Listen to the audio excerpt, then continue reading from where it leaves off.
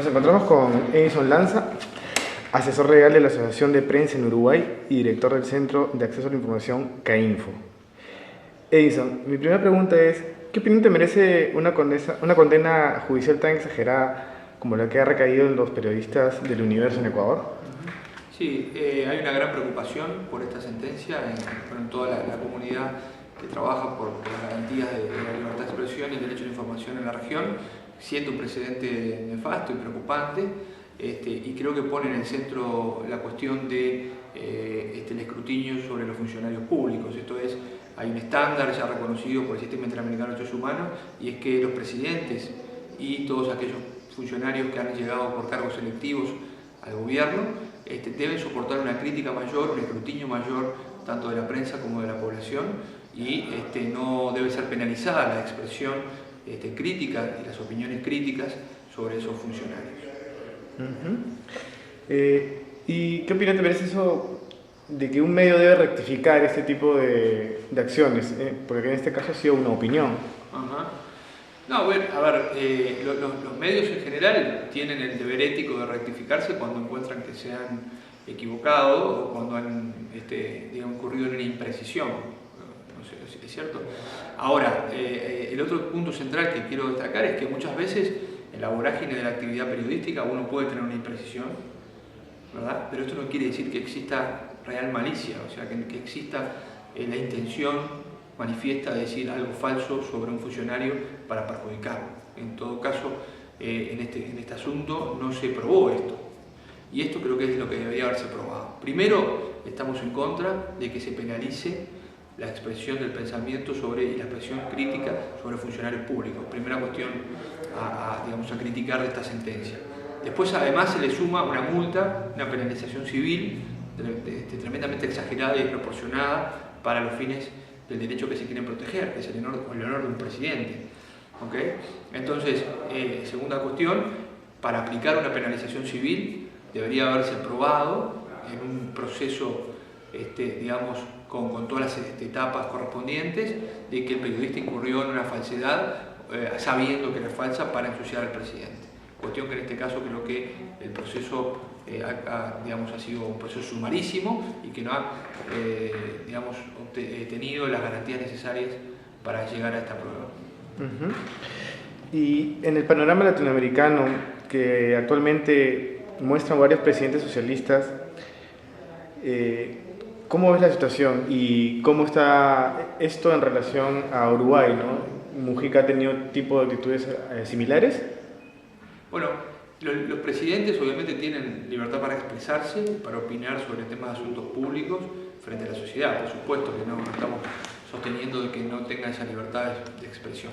Lo que sí también tienen es una obligación aún mayor que el resto de los ciudadanos y que el resto de los servidores públicos, como encarnación del poder público y primer magistrado de cada país, de respetar a los medios de comunicación y a la prensa, no agredirlos ni insultarlos ni crear un clima de algún modo insultante que los exponga a represalias por parte incluso de particulares o del Estado.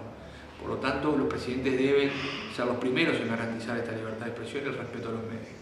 En cuanto a la situación en Uruguay, realmente hay una situación de amplia libertad para expresarse y no hay persecución a los medios de comunicación. El presidente actual, José Mujica, que es de izquierda, un guerrillero, como todos saben, se ha mostrado respetuoso de la actividad de la prensa, incluso en la discrepancia.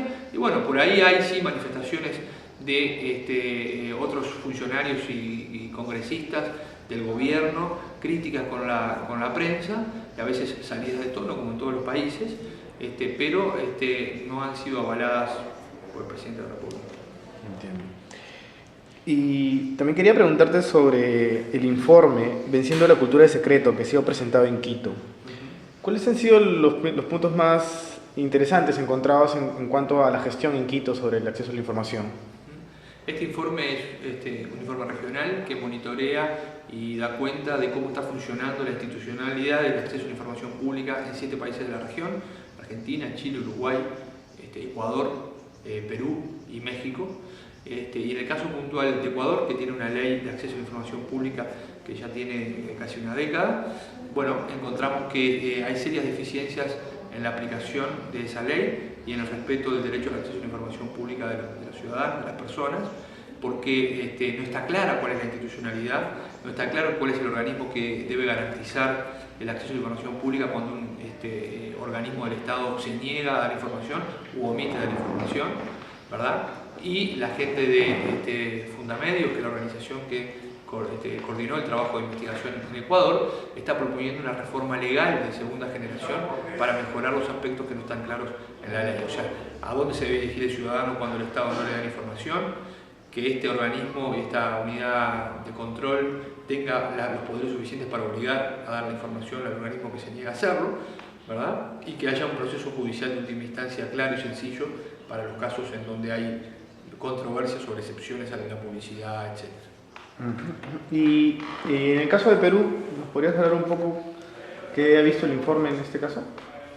En el caso de Perú hay una situación similar a Ecuador. Hay una ley que surgió, digamos, al finalizar el régimen de Fujimori para dotar de mayor transparencia y de mayor acceso a la información pública a los ciudadanos peruanos. Esta ley se ha aplicado de algún modo con luces y sombras a lo largo de estos 10 años. Si bien el Poder Judicial de Perú ha amparado los casos en los cuales el Estado se ha negado a dar información a los ciudadanos que han invocado esta ley, también parece necesario revisar sobre todo los organismos de garantía y de aplicación de la ley.